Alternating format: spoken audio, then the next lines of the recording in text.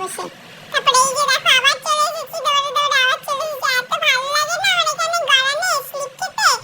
আর আমি নিজের মতন দেখো হাঁটছি।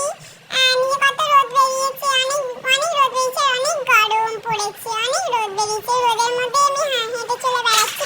দেখো আমি তোমাদের জন্য রোদে হেঁটে বেড়াচ্ছি। তোমরা আমাকে একটু লাইক কমেন্ট আর সাবস্ক্রাইব করে দিও কেমন।